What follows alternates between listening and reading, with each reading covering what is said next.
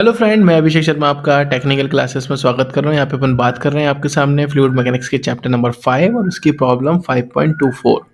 तो देख लेते हैं क्या है ये प्रॉब्लम। उसने बोला है an open circular cylinder of 15 centimetre diameter, यानी कि रेडियस उसकी 7.5 हो जाएगी, and 100 centimetre long, contain water up to 70 centimetre height, यानी इसकी लंबाई आपको दे रखी है 70 सेंटीमीटर, पर जो वाटर कंटेन है ना वो 70 सेंटीमीटर तक ही है, यानी 70% फिल है अगर देखा जाए तो। Find the speed which the cylinder is contain two rotate about this vertical axis so that the axial depth become zero. कहने का मतलब है कि पानी इस तरीके से घूमे कि जो पैराबोला बने वो बिल्कुल बॉटम तक बन जाए।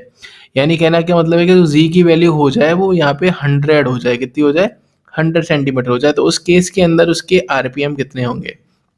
तो हम नोटिस कर सकते हो, सिंपल प्रॉब्लम एक तरीके से।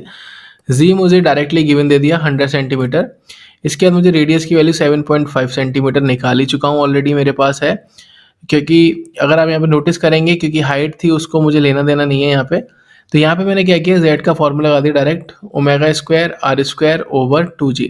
सो now in this case we just put the value. तो यहाँ पे जी की वैल्यू आपकी 100 सेंटीमीटर हो जाएगी, ओमेगा आपका ओमेगा स्क्वायर हो जाएगा, आर स्क्वायर की वैल्यू आपकी 7.5 का स्क्वायर हो जाएगी, 2 इंटू 9.81 हो जाएगी।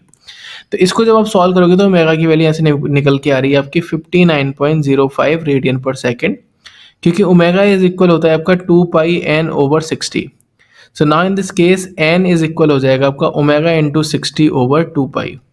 सो यहाँ पे आप देखेंगे ओमेगा की वैल्यू जो निकली थी आपकी 59.05 मल्टीप्लाई 60 ओवर 2 पाई। इसको सॉल्व किया, मेरे पास वैल्यू निकल के आ गई यहाँ पे 563.88 आरपीएम।